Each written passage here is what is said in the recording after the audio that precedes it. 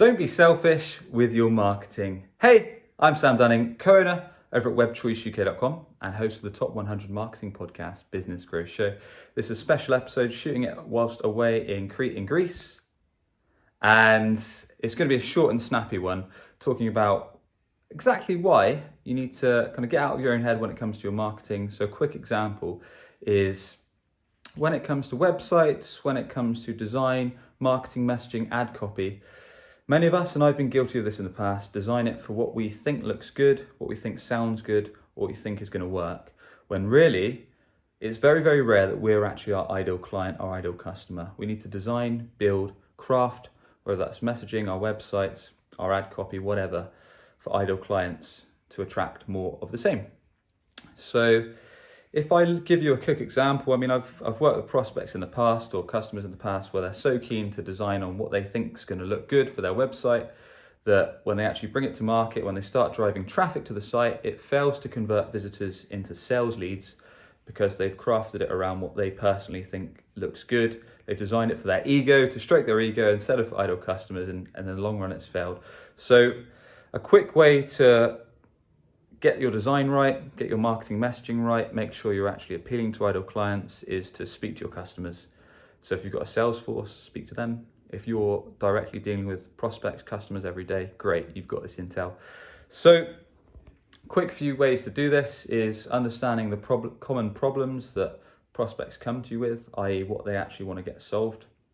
So if you're, for example, selling a CRM system, perhaps people are tired, perhaps they're frustrated, perhaps they often say, look, we're tired because we have to keep manually entering all our sales phone calls or all our email data and drag it all into our CRM. It takes us minutes, takes us an hour every day. That's 5 hours a week.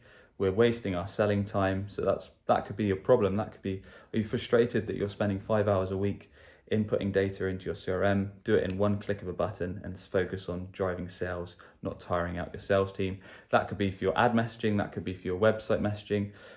In terms of design style things, so if we look at a website, like I say, a lot of businesses make the mistake of designing websites for what they personally think is going to look good rather than an ideal client. So talk to your current best customers, the ones that drive revenue, the ones that you actually enjoy working with and you want more of, and ask them, say, look, when looking for vendors in our sector, what's important to you? If you've got a website already, ask them, look, what do you like about our current website? What do you dislike? What areas could we improve? What would you like to see on there that's not on there now? Do this for kind of 5 up to 10 customers. Note down all the feedback they say around what they like, what they dislike, what they want to improve, what they'd like to see that's not there now, what they look out for in other vendor sites. Make a list of these common things. And likewise, you can do this on your messaging, your copy. Whilst you're asking these questions as well, another golden nugget is the words that they use to describe your product or service, you can actually use rather than technical jargon. So especially if you're in the IT or tech space, a lot of businesses make the mistake of kind of using what we call insider jargon, whereas really we want to use the words that customers talk about to describe the problems we solve or how we make their life better.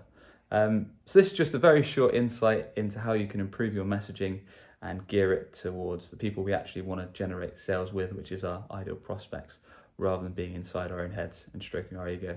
Hope that helps. And with that, I shall catch you on the next one.